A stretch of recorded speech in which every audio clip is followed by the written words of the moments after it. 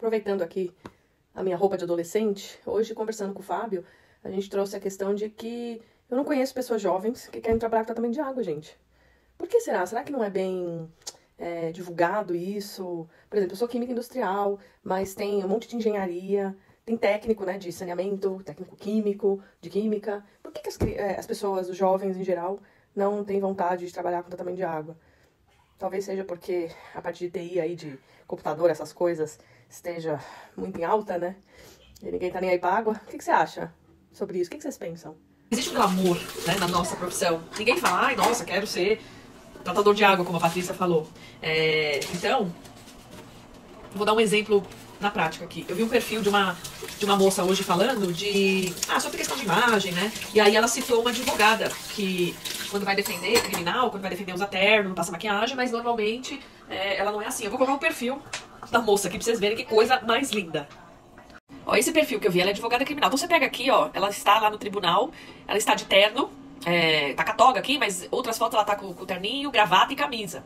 Isso aqui é quando ela tá trabalhando. Mas aqui, ó, é quando ela tá indo num evento. Aqui, ó, é quando ela vai dar aula, então ela põe essa roupa. Porque existe esse glamour no direito. Não, é cada roupa aqui, minha gente, que, ó, olha ela aqui, ó, essa aqui, ó, de camisa. Tudo bem que ela é linda e tal. E aqui com essas roupas vermelhas e tal. Eu vou mostrar o tipo de roupa que eu uso, gostei de uma tratadora de água.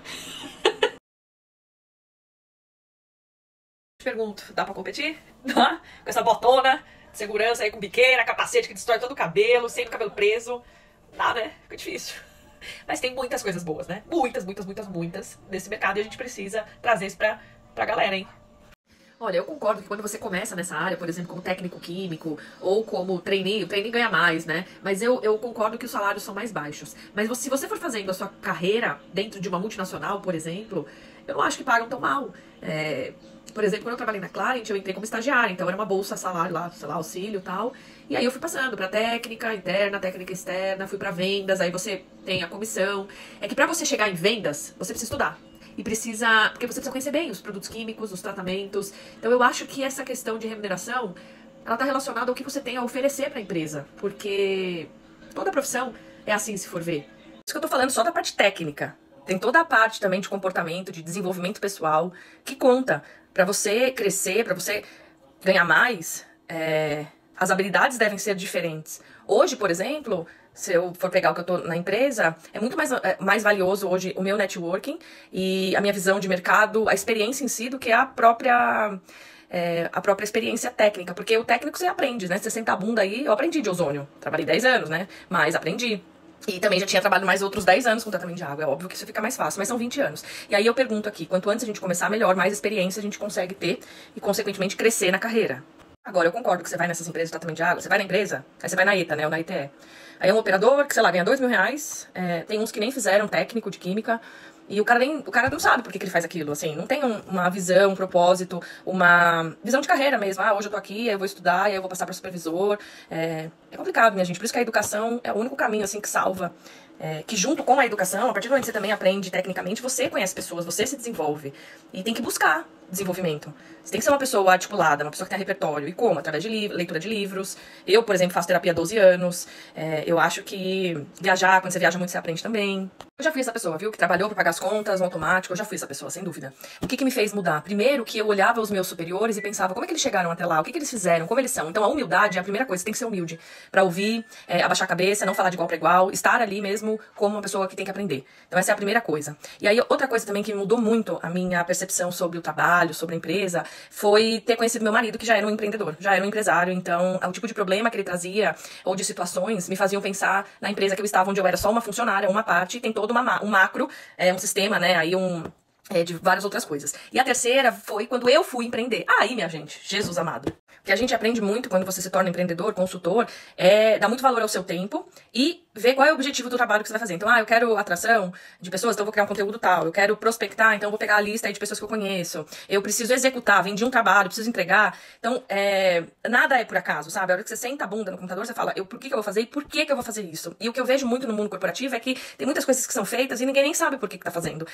Então, acho que o primeiro passo é isso, é pensar o porquê estamos fazendo o que estamos fazendo. E aí, isso se torna torna um hábito. Você costuma pensar, se preparar. Por exemplo, semana passada que eu viajei, eu fiz várias visitas. Antes de fazer a visita, eu me preparei, eu escrevo por que eu tô indo lá, o que eu quero, o que eu não posso deixar de falar, quais são os estados esperados. Tem uma pessoa que pode ajudar a gente nessa saga de procurar jovens estudantes ou pessoas que estão começando a vida profissional. Eu me lembrei aqui, professor Fábio. Não tem uns alunos aí, um pessoalzinho para indicar para nós, não? Oi, Lígia, beleza? Bom, obrigado por lembrar de mim, acompanhei aí a saga dos seus stories.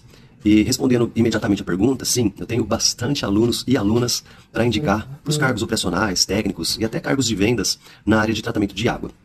Colocando um pouco o meu ponto de vista em cima dessa situação que você mencionou, eu vejo aí dois problemas que de certa forma são antagônicos, mas que precisam ser resolvidos, tá? Tanto por parte do mercado de trabalho, quanto por parte dos alunos, de quem está se formando. E eu vou falar um pouquinho sobre cada uma dessas duas partes, e aí vocês vejam se concordam ou não. Eu começo falando a questão do mercado, né?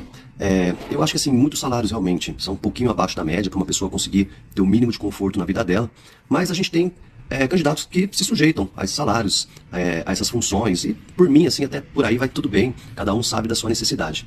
Agora, o principal problema que eu vejo é que o mercado muitas vezes não está disposto a fornecer o treinamento, já que é uma pessoa com experiência. E em tratamento de água, a experiência não é do dia para a noite, ela demora anos, né? Então uma pessoa precisa primeiro conseguir entrar no mercado de trabalho para ela conseguir adquirir a sua experiência. E aí muitas vezes quando a gente pega alguém para tratar água, a gente quer que ela já tenha, porque provavelmente ela vai ter que resolver muito BO, resolver muito problema.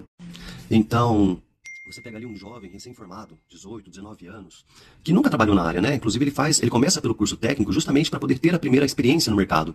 E aí ele vai trabalhar numa empresa, enfim, qualquer lugar, que já pede uma experiência prévia. Então você dificulta a entrada do jovem no mercado de trabalho, uma vez que as empresas, muitas vezes, não quero generalizar também, mas elas não estão dispostas a treinar, o que eu acho que é um desperdício de talento, porque você já consegue ensinar para o jovem aquilo que ele precisa, moldar algumas características, moldar alguns aspectos profissionais para o que a empresa precisa, né? Então você pega o cara que não tem vícios de trabalho, você pega uma pessoa que você consegue transferir para ele a cultura da empresa, aquilo que a empresa precisa de um profissional. Então, esse é o primeiro problema. Vamos falar dos jovens.